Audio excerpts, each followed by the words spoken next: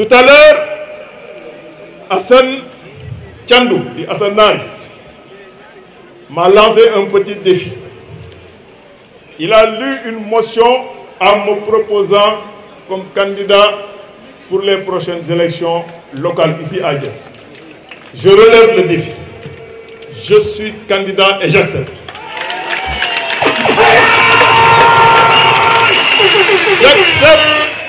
J'accepte pour 2 ou 3 raisons.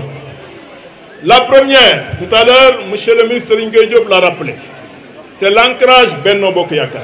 Monsieur le ministre, lors de la dernière présidentielle, ici dans cette commune, dans le cadre de la collecte des parrains pour le candidat président Macky Sall, le président avait eu 5978 parrains.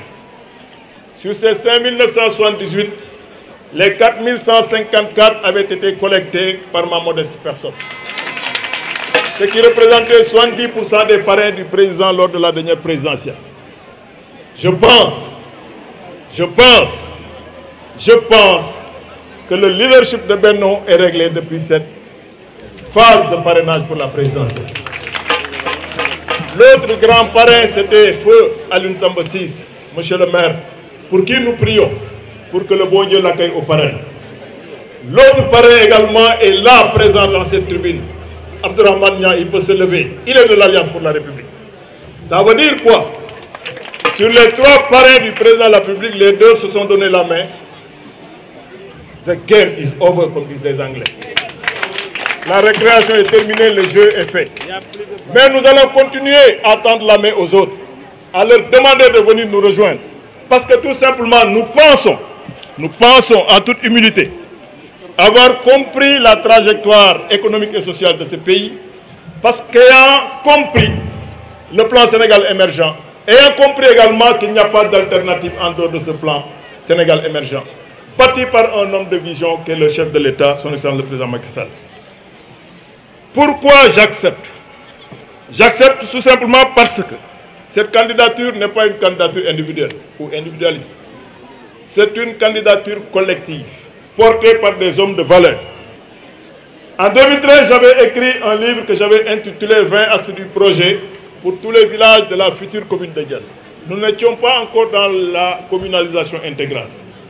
Ces 20 axes du projet pour tous les villages de la future commune de Thiès seront réactualisés en rapport avec nos acteurs, nos alliés, en rapport avec tous les partenaires pour bâtir ce qu'on pourrait appeler une charte au niveau local pour une alternative au niveau de notre localité. Mais d'emblée, je pense qu'en termes d'urgence, il y aura certainement la question foncière.